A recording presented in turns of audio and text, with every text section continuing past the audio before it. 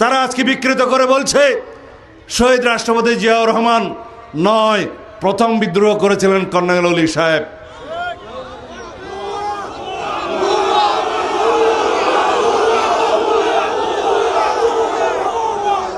বাংলাদেশের ইতিহাসে সবচাইতে গুরুত্বপূর্ণ নির্বাচন অনুষ্ঠিত হবে আগামী 12ই ফেব্রুয়ারির নির্বাচন।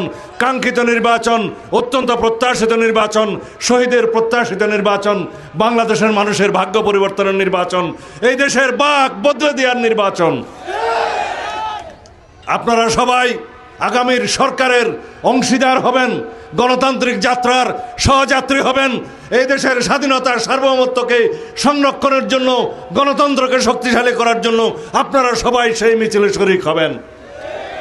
যারা স্বাধীনতার বিপক্ষে কাজ করেছে, মুক্তিযুদ্ধের বিরুদ্ধে কাজ করেছে, যারা বাংলাদেশের স্বাধীনতায় বিশ্বাস করেনি, তাদের মুখে আমরা ইতিহাস শুনি মুক্তিযুদ্ধের। তারা আজকে বিকৃত করে বলছে শহীদ রাষ্ট্রপতি জিয়াউর রহমান নয়, প্রথম বিদ্রোহ করেছিলেন কর্নেল অলি সাহেব।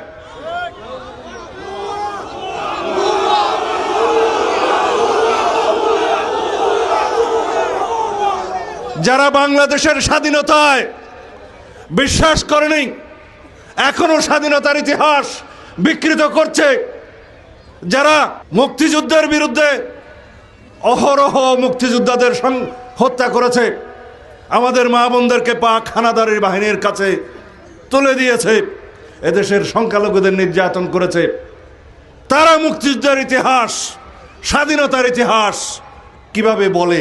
যদি বলে, বিকৃত বলে। আমরা নিন্দা জানাই, আমি কোনো সমালোচনা করতে চাই না। একজন স্বাধীন দেশপ্রেমিক বাংলাদেশের সাধারণ নাগরিক হিসাবে, একজন রাজনৈতিক দলের কর্মী হিসাবে আমি প্রতিবাদ জানিয়ে গেলাম। আপনারা সবাই প্রতিবাদ জানাবেন। এই দেশ থেকে মেধার পাচার হবে না। এই দেশে যারা অর্থ পাচার করেছে, মেধার পাচার করেছে, এই দেশকে সর্বনাশ করে দিয়েছে, সেরকম কোনো ভবিষ্যতে আর কিছুই করতে দেয়া হবে না। সেজন্য আমরা কর্মসূচি দিয়েছি।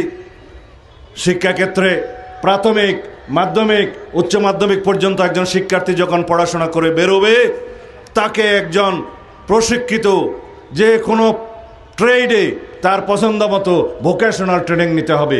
যারা কর্মজীবী মহিলা, তাদেরকে একটা বিশ্রী ভাষা অভিহিত করেছে আরেকটি দল, আমি নাম নেব না, যারা এখন নির্বাচনে প্রতিদ্বন্দ্বিতা করছে।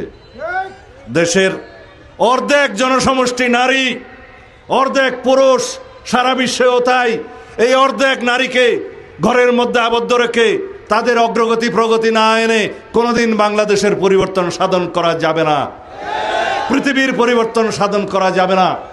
সেজন্য আমাদের নেত্রী দেশনেত্রী বেগম খালেদা জিয়া 1991 সালে সরকারে থাকার সময়, তিনি প্রধানমন্ত্রীত্বে থাকার সময়, তখন এই দেশের নারী সমাজের অগ্রগতি প্রগতির জন্য তিনি মেয়েদের শিক্ষাকে অবৈতনিক করলেন, স্টাইপেন্ড দিলেন, বৃত্তি দিলেন। মাধ্যমিক, উচ্চ মাধ্যমিক পর্যায় পর্যন্ত এখন চলছে। ইনশাআল্লাহ আমাদের নারী সমাজরা এগিয়ে গিয়েছে।